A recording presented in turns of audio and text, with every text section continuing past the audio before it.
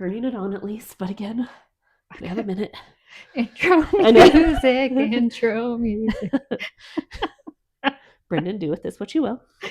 That's our intro music person. Okay. I just messed with the mic. Okay.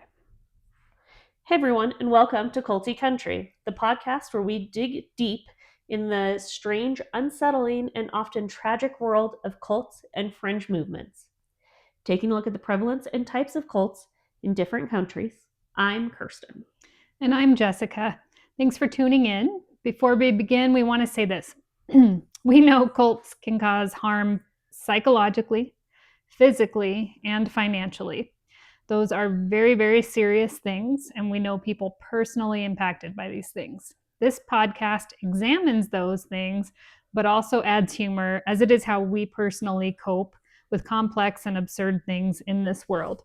So if that's not your thing, if comedy over tragedy is not your thing, we understand if you need to move to another podcast. But okay, having said that, today we are exploring one of the most infamous cults from our young adulthoods, and you were even younger, in American history, Heaven's Gate, sometimes called the Halley's Comet cult. This group came to worldwide attention in 1997 when 39 of its members were found dead in a California mansion, all part of a mass suicide linked to the arrival of the comet Hale-Bopp.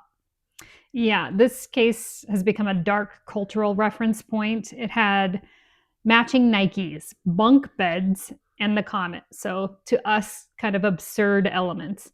And behind those headlines is a complex story about belief, identity, and control. And I have to just say, in all of the research for this and reading Hale-Bopp 100 times, all I could think about was that hit banger by Hanson, Bop. So there was probably a missed opportunity for Weird Al Yankovic from the 90s to make a song called Hale-Bopp about this cult. But also, Nike is a snazzy name brand at the time in the 90s. Yeah. So these cult members, a little bit weird, but they had some really good taste and they appreciated quality. They really did. It is very true. Yeah. Mm-hmm. So let's start from the beginning. Heaven's Gate was founded in the 1970s by Marshall Applewhite and Bonnie Nettles. They were originally known as Bo and Peep, which already gives you a sense of how offbeat their worldwide view was. In most places, though, they are referred to as Do and T. With Applewhite's music background, you will understand that this is from Do Re Mi from The Sound of Music. Yeah, but also the mention of Bo and Peep. Little Bo Peep has lost her sheep. That's an interesting correlation with shepherd and sheep, like many cults. But anyway, back to the Do and T. Applewhite was a former music teacher, and Nettles was a nurse who had a deep interest in the occult and New Age beliefs. So when they met in 1972, they claimed it was a moment of cosmic significance. So they had medical, music, and magic. What could go wrong and what could go right?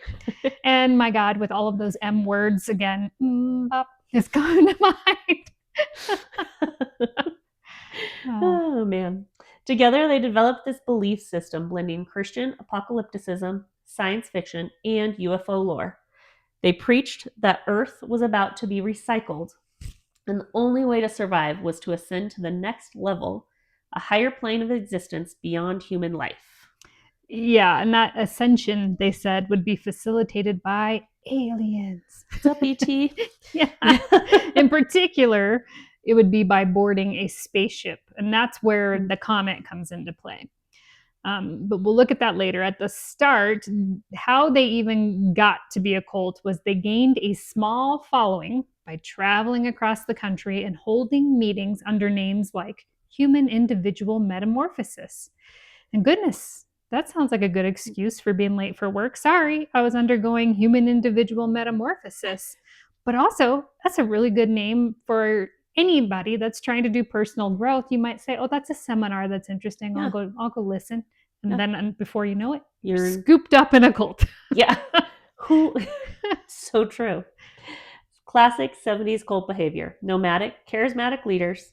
recruiting lost souls during a time of major cultural upheaval. It was just a perfect storm. Yes, it was. Now, let's talk about what life was like inside Heaven's Gate. So you've been preached to in a seminar and you've decided that that makes great sense to you and you join. What is it like? Well, it was incredibly strict. Members had to renounce sex, they had to cut family ties, they had to let go of money and possessions, any worldly attachments. So that is a common theme through different cults. That is something I'm sure we'll hit on almost every episode. I would say.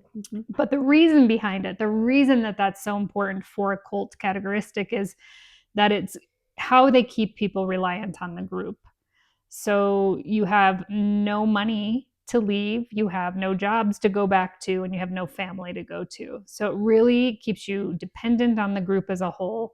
And it also creates this divide, us versus them. Those of us that know better and are doing right in this cult, and all those stupid fools that don't know, like you don't want to mingle with them. So it really just kind of self-perpetuates the strength in the cult to have that kind of strict behavior and cuts to all of those things that you normally rely on. Aliens versus predators. There you go. They wore matching clothes and had shaved heads to minimize individuality. It was all about suppressing the human vehicle to prepare for their next alien form. Some male members, including Applewhite, even underwent castration to remove sexual urges. This one gets me. How do you convince men to go through castration? That seems like some major brainwashing over many years from a leader that they have to have over these men to be able to do that. I am sure we will see this as well as we look at more cultures. Yeah, there's definitely a sexual element to so many cults. This one, though, is just so unique in that their whole thing is no sex for anybody. Yes. It's just a unique element here. But I liked what you did with the word cultures there. I see what you did. It's hard to overstate how much control this group had over its members. They watched each other constantly. They wrote detailed logs of each other's behavior, and they used an internal scoring system to judge everyone's progress. And can you imagine if we had to do that in our own family? We would have demerits for every time we had to holler at each other when we're being jerks, which is frequently. So no one in my house would ever progress through the ranks in this cult, that's for sure. And yet many who joined felt a kind of peace or purpose. Interviews with former members suggest they truly believed they were being liberated from the chaos of the world.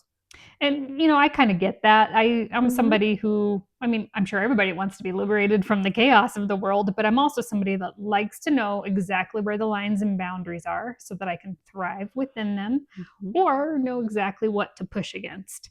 So that structure is really comforting. I can see how people wanted that. And I know how other people still want that and why cults are still prevalent. Definitely. There's also, for this particular cult, there was this weirdly tech-forward side to them. So this is, coming of age during the initial stages of the internet, websites, all that data, like everything coming together all at the same time. And they must have had that skill set to develop and tap into it. So by the 90s, they were making enough money through a web design company called Higher Source to keep themselves afloat. And some of those websites that they designed are still floating around the internet today. They were like the Steve Jobs of cults, and they even dressed like him. They did. It's crazy to think that. Now, here's where things take a very dark turn. In 1995, Comet Hale-Bopp is discovered, one of the brightest and most visible comets in decades. And to Heaven's Gate, it wasn't just a comet, it was a sign. Yes, they became convinced that a spaceship was following behind the comet, invisible to ordinary humans, and that it was time to leave Earth. And this is so fascinating because just in the last month, we had a comet that has been in the news quite a bit. And there have been people that have speculated that there might be something following this comet. So, maybe they were on to something back then and we just don't, we don't give them enough credit. Yeah, it's interesting to think that with this all coinciding with what we're doing. Yeah. They saw it as their window to finally ascend to the next level. Over the next year, they prepared for a ritual they called exiting their human vehicles. In March of 1997, they carried it out. Yes, over 3 days, which consequently is the same amount of time my husband thinks it takes me to exit a normal vehicle. In coordinated groups, a total of 39 members took phenobarbital mixed with applesauce or pudding, followed by vodka. The old barbs and booze mix, with a little something sweet in the mix, of course. They then placed plastic bags over their heads to ensure suffocation. This is devastating, so I'm sorry I am making light of it, but it's so organized. It's so like methodical. Yeah. Why is it spread out over 3 days? Why is it in groups? What's the goal there? They were found in bunk beds, covered in purple shrouds, wearing identical black clothing and Nike Decade sneakers. Steve Jobs. Each had a small amount of cash and an ID in their pocket.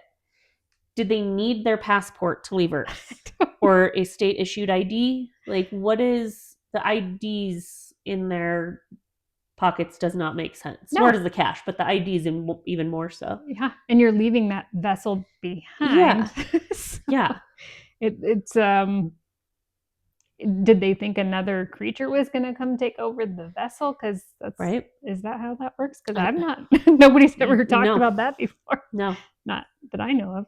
Well, it sounded practical and trendy, really. You know, some cash and an ID in case something else does take over that human vehicle. That's pretty kind of them. It's generous that they're thinking about what could be next.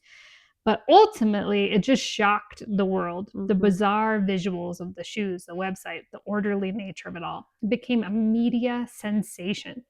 But at the core, it was a deeply tragic mass death driven by extreme belief and isolation, and maybe driven by hope that there was something beyond whatever their life was before they joined the cult. I think hope for something bigger and better is often what convinces us to endure suffering or to end suffering. After the suicides, the cult didn't completely disappear. A few surviving members still maintain the Heaven's Gate website, keeping Applewhite's teachings alive. Yes, and there's been a lot of debate about whether they were brainwashed or exercising free will. Some of the members made goodbye videos. They seemed calm, even excited. So those kind of contradict each other, but they don't seem coerced. They don't seem nervous, is basically what that's saying. But I need to point out that I did find this website, the www.heavensgate.com. And my God, it looks like something from the late 80s. And, you know, maybe they did build it in the late 80s, but I'm used to websites from the 90s. It's all 80s coloring, all neon, and it just very looks really basic. Looking. Yes, very much so. And they're now and today called the Tila Foundation. So if anybody's interested in learning more about training to exit your human vehicle, while the rest of us just practice learning how to get out of a regular motor vehicle, you can go to that website and get more information, but please do not join the cult. We are not advocating that. Do not join this cult. No. But it raises major ethical questions. Can someone consent to something like that after decades of psychological conditioning? I don't feel like you can. I don't understand how someone can consent to anything after so many years and decades of being brainwashed. But then as a society, how can we or could we have helped? Yeah. That's another, I mean, if with the isolation and things like that they really focus on of people joining the cult, we all have experienced being isolated or needing to be alone for a little while, anything like that. But how do we as a society then notice that and try to at least let that person know, like, hey, right now you may not want to be with anybody or be around anybody, but we're still here. We're not going anywhere. Yeah, and I think that's such a good point that you're making, because I see it on the front end and the back end of potential cult involvement. So people join cults when they're in a certain state of existence or looking for something in particular, which could be belonging, community, maybe stemming from that isolation. And so how do you prevent them from plugging into the wrong thing? And then once they're in, they can become isolated within the cults, because the cults will create a little island. And so how do they get off of that island? Right. How do you create a safe space for them on the front end to not join one of these, Right. and a safe place for them to exit? Mm-hmm. And I hope that we do an episode on, there's this gentleman who did a really wonderful class in Colorado Springs. He talked about cults, and one in particular. But in that, he does highlight that the people that have joined the particular cult he's talking about are getting something out of it. And so even thinking about the videos these people did, like they must have felt purpose. They must have felt peace and anticipated peace. There was something they were getting out of it that made them commit to it. And it's, how do you help people understand the fine line between danger and comfort? Because I mean, people will take advantage in a split second if you don't have that discerning. So yeah, isolation on the front end and the back end, and then helping people understand, like, where's the line where this goes from being safe to unsafe. Definitely. So very important. And, how do we as a society talk about these events without turning them into punchlines? Clearly, we cannot do that. Heaven's Gate kind of became the original meme back in the day. There weren't memes, but it was the joke. But these people were real people with families, with dreams, with lives. They were intelligent people. This can happen to anybody. So I can only imagine that even if at some point in the journey, somebody in the Heaven's Gate community felt that they had gone too far, they were probably too ashamed to try and return to regular life in society. When you give up everything, you give up your family, you have no money that's your own, and you've given up your career. In a time, we went from the yuppie 80s to a whole different era in the 90s and beyond. What do you go back to? Like, where would you go if you were going to leave? So I'm sure these people struggled if they had at any point decided that they were in the wrong spot. Definitely. So what do we take away from all of this? For me, it's a cautionary tale about the power of belief and the human need for meaning, especially in times of confusion and isolation.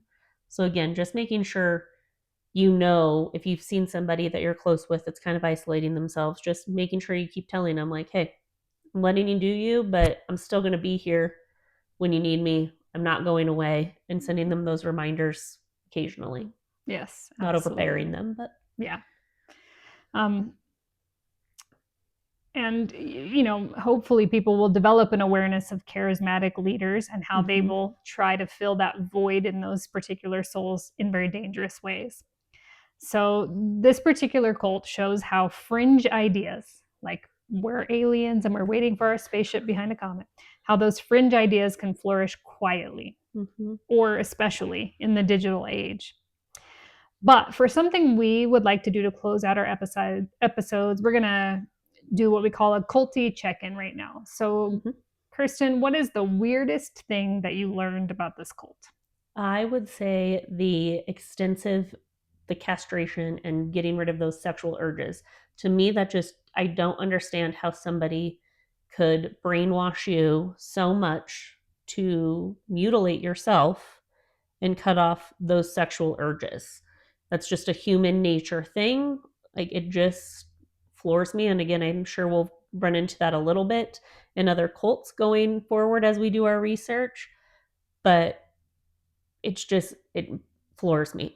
Yeah, there's sexual abuse in cults, and this is oppression.